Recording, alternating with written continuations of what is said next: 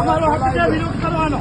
તમે કંપનીની ખોટી ફેવર કંપનીની ખોટી ફેવર નહીં. આ લોકો પરેશાન થાય. પરેશાન આમાં અહીંયા એક્સિડન્ટ થાય, માણસો મરે, એને જવાબદાર તમે છો.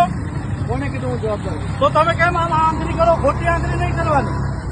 ક્યાં આગળ અમે કંપનીને આ રોડ છે ને, કંપનીએ જયારે રોડ સરકારનો રોડ હતો કંપનીને સોંપી દીધો સરકારે, તો સરકારી રોડ ક્યાં? બોલો પેલા તમે. સરકારનો રોડ ક્યાં? કંપનીને સરકારનો રોડ આપી દીધો.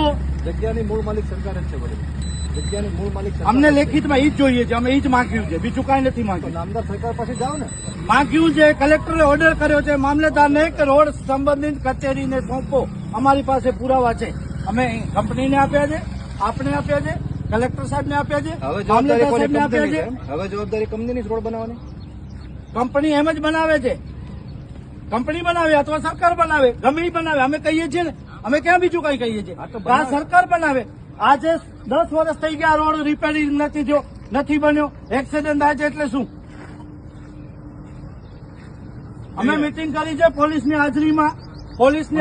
ત્યારે એ લોકોએ શું કીધું કે અમે રિપેરિંગ કરીએ. અમે કીધું રિપેરિંગ નથી જોતો. ઓડો ઉભી રહ્યો છો, રાઉન્ડ કરો અભ્યો. બરાબર? પોલીસની હાજરીમાં અમે કીધું કે અમે રિપેરિંગ નથી જોતો. ત્યારે બોડી કેમેરા લાગેલા હતા ને, એની હાજરીમાં વાત થઈ હતી. વાત થાય. આ ગાડી તો લેવા ગૌશાળાવાળાને જવા દો. આ ગૌશાળા ભલે જાય, ત્યાંથી ફેરવી લેશે ત્યાંથી, કોઈ વાંધો નથી. ગૌશાળા વાંધો નથી.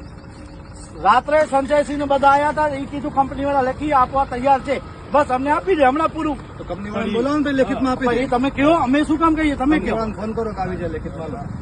વાત થઈ છે એવું નથી. અમને કોઈ ગૌશાળા વાળાને જવા ગૌશાળા